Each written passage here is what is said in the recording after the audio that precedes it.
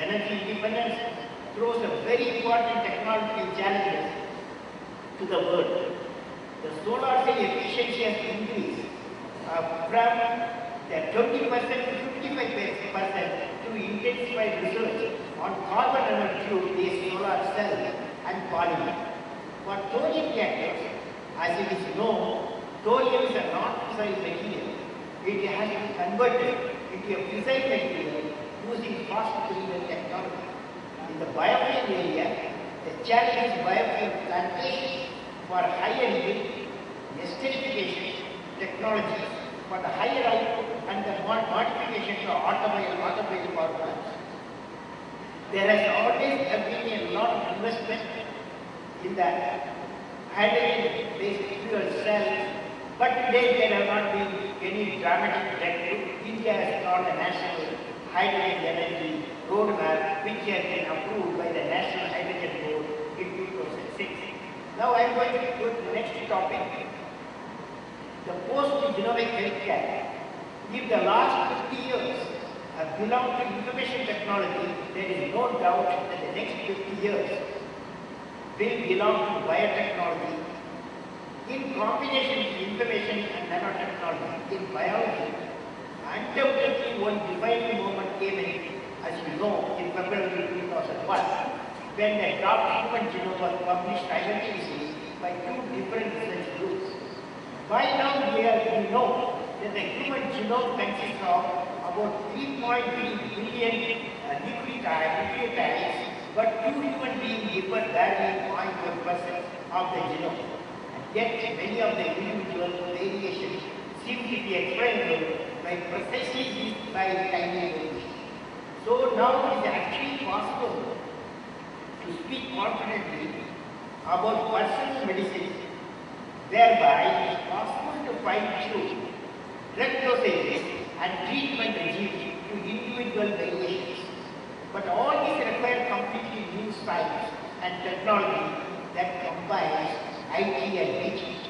When the project to sequence the human genome was announced in mid-1990, everyone thought it would be an impossible task.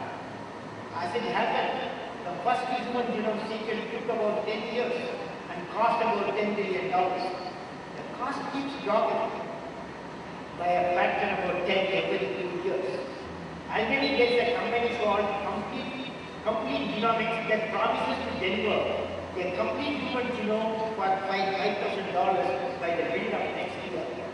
But just want to check for a few biomarkers that may cause you trouble in the future. That kind of information is available for just $299 today. The steep decline in the cost of determining a person's genome poses interesting challenges for electrical computer engineers. The often quoted Moore's law attributed to Gordon Moore of interstate is every period of 18 months, the cost of computation will drop by a factor of 2 and the speed of computation will increase by a factor of 2. In comparison with the speed of advancing genome sequencing where, as I have said, the cost drops and speed increases by a factor of 10 every 2 years.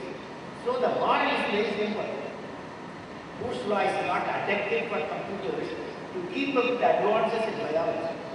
Brand new approaches to obtaining, transmitting, storing, searching and retrieving data and building information are needed.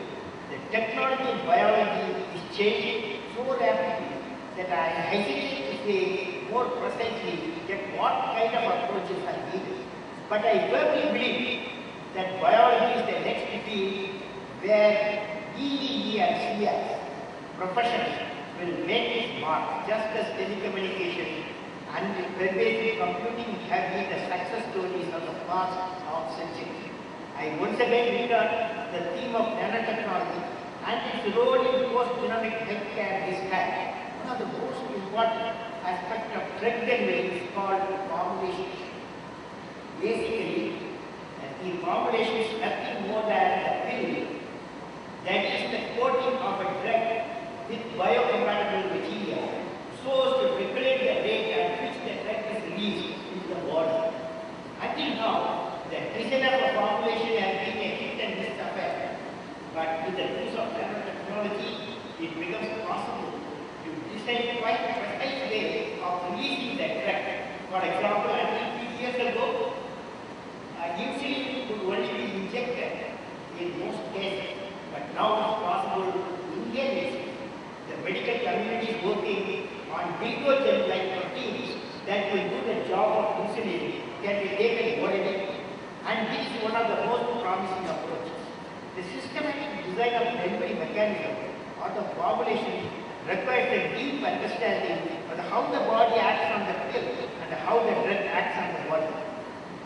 With a deep knowledge of mathematics and simulation and design optimization will, in my opinion, play a major role in helping this technology to achieve its true potential. Finally, friends, let me now come briefly to the topic of sustainable IT with these several components such as efficient design of data centers so as to reduce the energy consumption, use of biodegradable material in all parts of the computer, including the casing, motherboard, printers, and everywhere.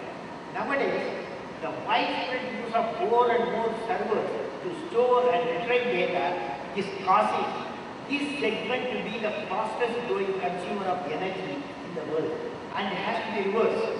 IEEE can analyze and bring out a policy document in these issues. With the use of computers and access to the internet taking off rather slowly in the early stages, accelerates of the computers was not much of a factor. Nowadays, computer basics is a serious problem, and people are finally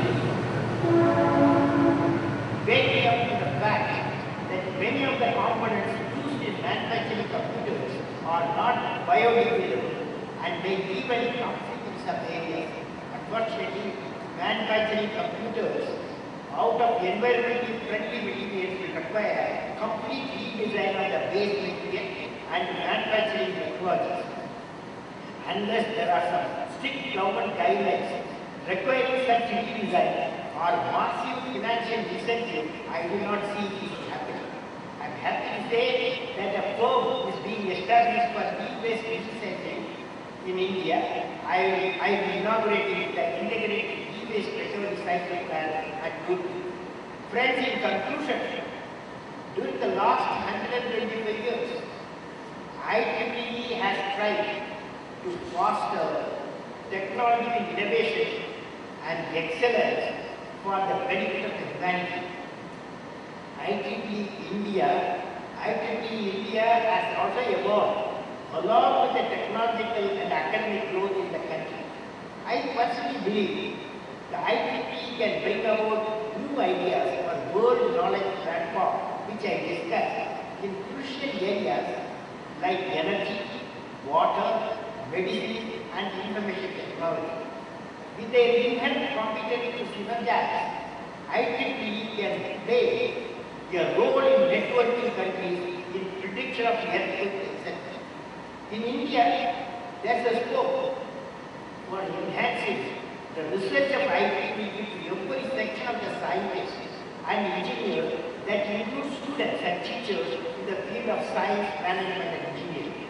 India has got around 1,600 engineering colleges and a large number of universities and a department offering courses in science and management apart from engineers in R&D and research. There is a great scope for IEEE to reach them, bring them in the global stream, since most of them will have interaction globally. With the IT and more mobile communication boom in India, greater value addition will take place, with the students, teachers, researchers getting affordable and cheaper access to IEEE literature and various standards published by IEEE. IEEE, with its motto, networking may be able to effectively foster collaborative research to various institutions in multiple countries. To achieve this goal, I would suggest IEEE to enable creation of a unique platform